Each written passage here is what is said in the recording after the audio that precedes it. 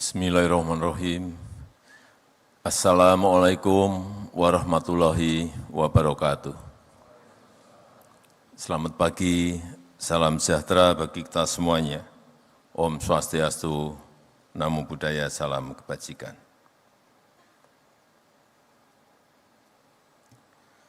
Yang saya hormati Ketua dan Pimpinan Lembaga-Lembaga Tinggi Negara yang hadir, yang saya hormati para Menteri Kabinet Indonesia Maju, Gubernur DKI Jakarta,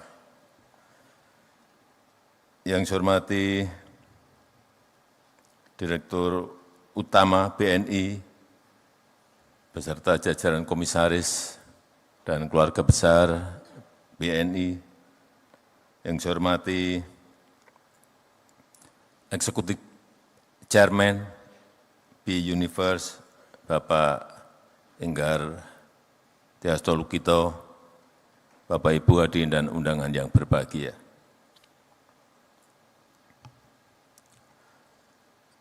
Dua 12 hari lagi transisi kepemimpinan nasional akan terjadi. Tanggal 20 Oktober yang akan datang, Bapak Jenderal TNI Purnawirawan Prabowo Subianto akan dilantik sebagai Presiden Republik Indonesia. Yang saya senang, sejak beliau terpilih sebagai Presiden terpilih,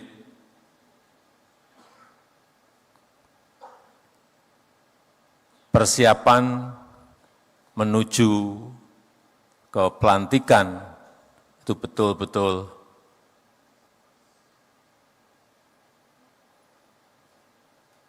secara rencana kerja, program, dan lain-lain, transisinya berjalan dengan baik.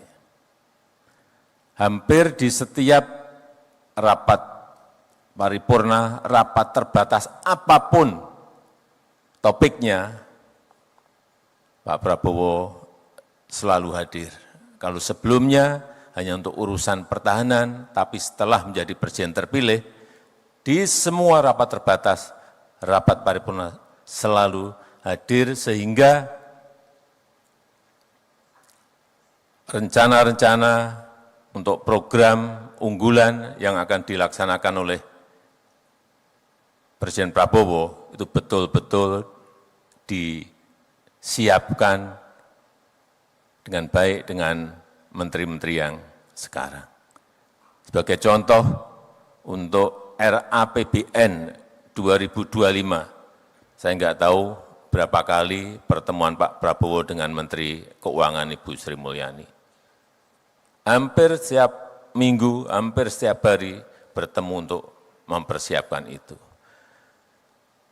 Artinya apa? Seperti tadi yang disampaikan Pak Enggar,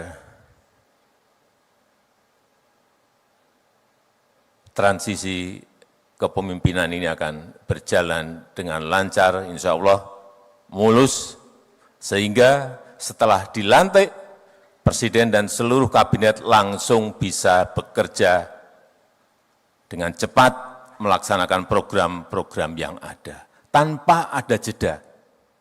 Saya 2014 butuh waktu 1 sampai 1,5 tahun untuk mengkonsolidasi. Artinya 1 sampai 1,5 tahun waktu kita hilang. Karena itu saya sangat senang sekali proses transisi kepemerintahan ini kita harapkan yang tinggal 12 hari berjalan dengan baik dan berjalan dengan mulus. Karena transisi kepemerintahan yang berjalan dengan baik dan mulus itu penting untuk menjaga optimisme kita semuanya. Untuk menjaga stabilitas, baik itu politik maupun ekonomi. Tapi meskipun sekarang ini, kalau cerita mengenai optimisme itu, nggak ada yang tepuk tangan. Tapi, kalau yang disampaikan itu mengenai pesimisme, tepuk tangannya banyak banget. Panggung kita memang masih seperti itu. Begitu kita berbicara optimisme, nggak ada yang tepuk tangan. Tetapi kalau kita menyampaikan pesimisme, negativisme, tepuk tangannya kencang banget. Dan baru laku sekarang ini.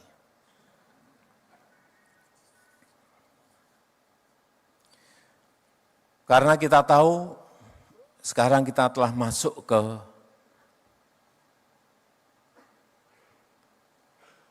abad Asia. Pergeseran dari barat menuju ke Asia. Growth pertumbuhan ekonomi juga bergeser semuanya ke Asia. Dan diprediksi, diperkirakan, di Asia nanti akan ada 3 kekuatan ekonomi baru. Superpower ekonomi, 3 negara yang diperkirakan. India, China, dan Indonesia.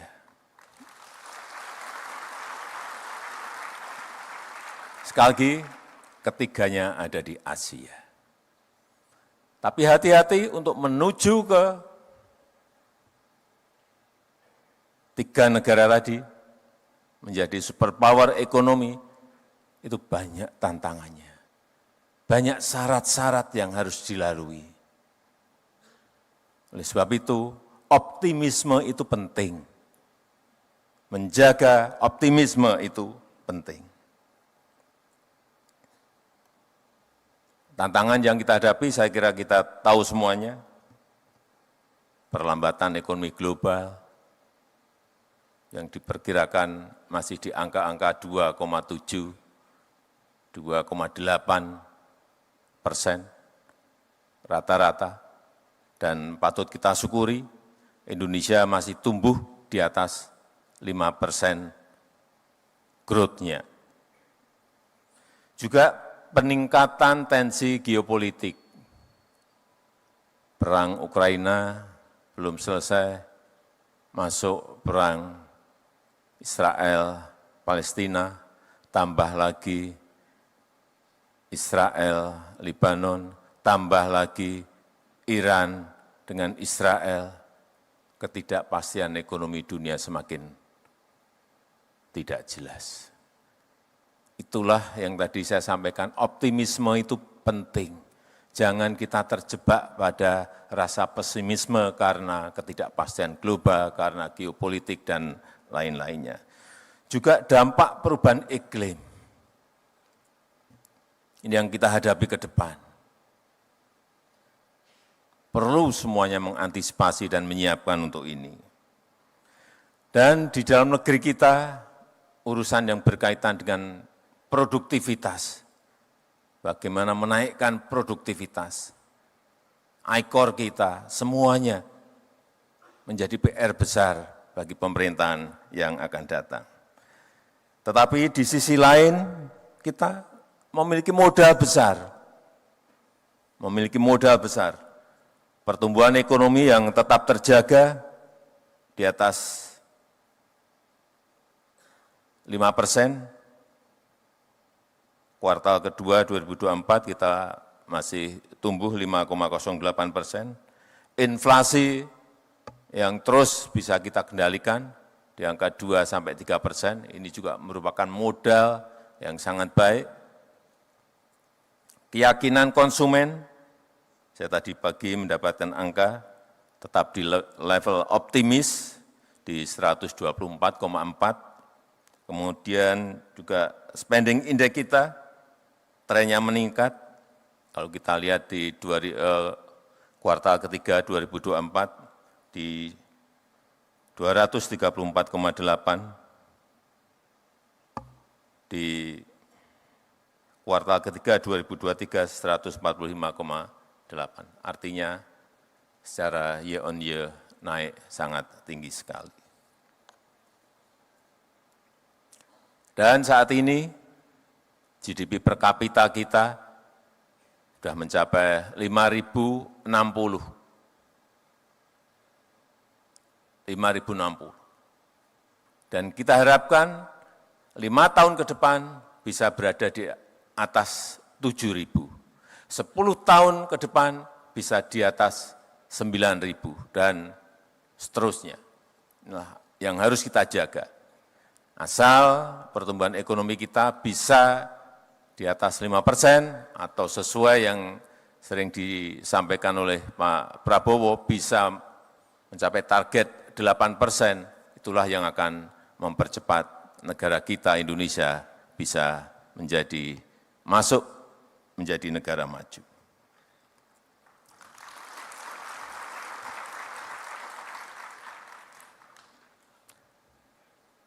Menurut saya, ini bolak-balik saya sampaikan, yang pertama, hilirisasi itu menjadi sangat penting. Nilai tambah itu sangat penting. Tetapi yang kedua juga digitalisasi juga menjadi hal yang sangat penting. Satu, hilirisasi, yang kedua digitalisasi. Digitalisasi, yang namanya data center itu menjadi wajib, segera kita miliki. Yang kedua, data analitik, yang akan bisa kita menganalisa angka-angka dan lain-lain secara cepat. Juga yang berkaitan dengan digital infrastructure. Infrastruktur digital, ini sangat penting sekali. Dan yang berkaitan dengan digital payment system. Ini namanya perbankan, saya kira sudah masuk ke sana semuanya. Saya ingin cerita lagi mengenai hilirisasi. Nikel saya sudah sering berbicara. Tapi perkembangan sampai saat ini saya senang karena dari nikel ore ke nikel pig iron, kemudian masuk ke nikel matte dan stainless steel, itu sudah kejadian. Jadi sendok, panci, pipa, dan lain-lain. Kemudian yang nikel ore ke HPAL, kemudian menuju ke prekursor, cathode, dan sel baterai, itu juga sudah kejadian. Artinya barang-barang ini sudah diproduksi oleh industri-industri kita. Akibat dari kebijakan hilirisasi yang kita lakukan. Lompatannya kelihatan sekali. Dari yang 1,4 sampai 2 billion US dollar sebelum nikel di stop, kemudian melompat menjadi 34,8 billion US dollar, itu ada sebuah lompatan yang sangat besar sekali. Masuk, kemudian nikel sudah masuk ke koper, ke tembaga. Baru 2 minggu yang lalu kita resmikan sebuah smelter yang sangat besar yang dimiliki oleh PT Aman di Sumbawa yang bisa memproduksi kira-kira 900.000 ton konsentrat tembaga. Setelah itu juga dibuka lagi smelter milik PT Freeport Indonesia yang bisa memproduksi 3 juta konsentrat tembaga. Saya kadang-kadang membayangkan 3 juta konsentrat tembaga. Sangat gede sekali. Investasinya 56 triliun, yang tadi yang PT Aman 21 triliun rupiah. Semuanya sudah jadi barang ini. Tinggal nanti masuk lagi ke industri turunan, bisa menjadi copper foil, bisa menjadi kabel dan lain-lainnya. Itu babak kedua. Kalau ini nanti bisa direalisasikan, lompatan itu akan kelihatan sekali. Berapa nilai dari berapa ke berapa kelihatan sekali. dan juga bauksit yang juga 2 minggu yang lalu kita buka miliknya MinID, BUMN kita di Mempawah, Kalimantan Barat. Satu-satu apa yang telah kita kerjakan itu selesai dan harus ditindaklanjuti oleh industri turunannya. Sehingga nanti sekali lagi nilai tambah itu akan kita dapatkan.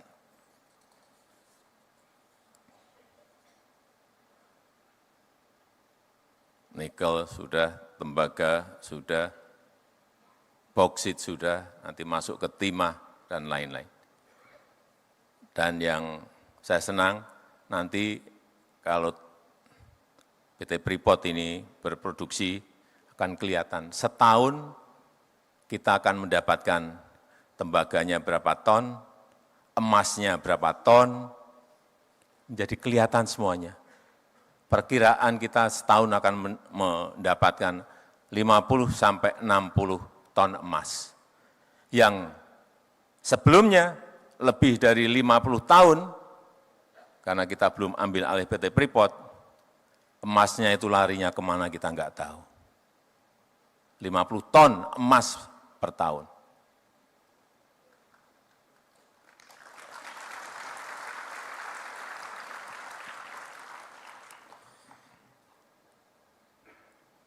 Karena penduduk kita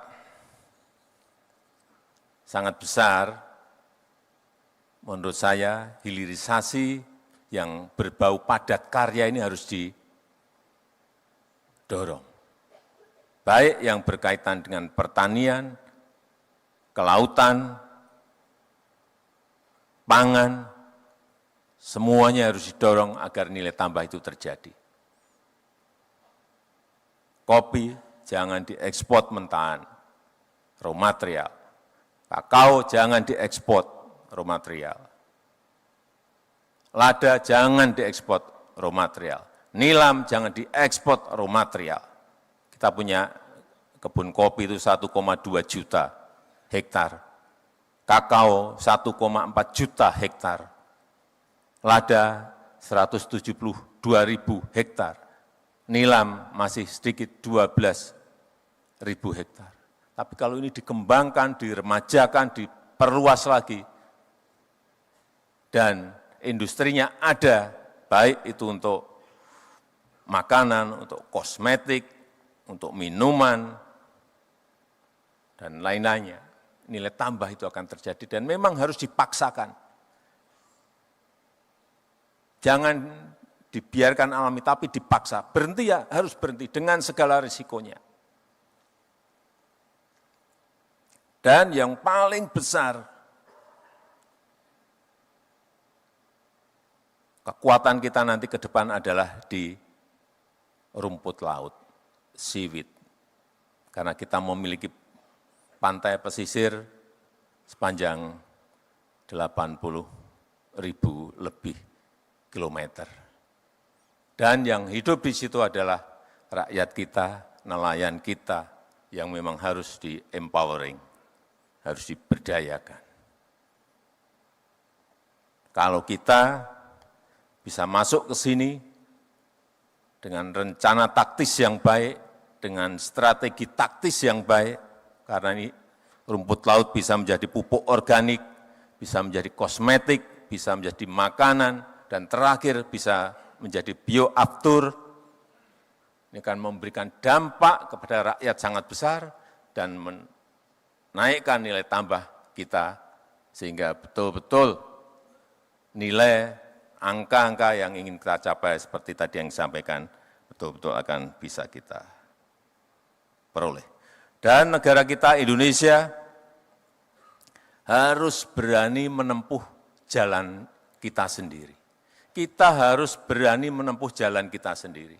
Jangan mengikuti tren dunia yang kadang-kadang menggeret kita masuk ke kompetisi yang kita sulit karena kita punya core kompetensi sendiri. Kekuatan kita sendiri apa? Kalau kita fokus, komplit dengan rencana taktis, komplit dengan strategi taktis kita, Saya meyakini tadi yang di depan saya sampaikan, abad Asia dan kita menjadi superpower itu betul-betul bisa kejadian. Saya rasa itu yang ingin saya sampaikan, dan dengan mengucap Bismillahirrahmanirrahim pada pagi hari ini, secara resmi saya buka BNI Investor Daily Summit 2024.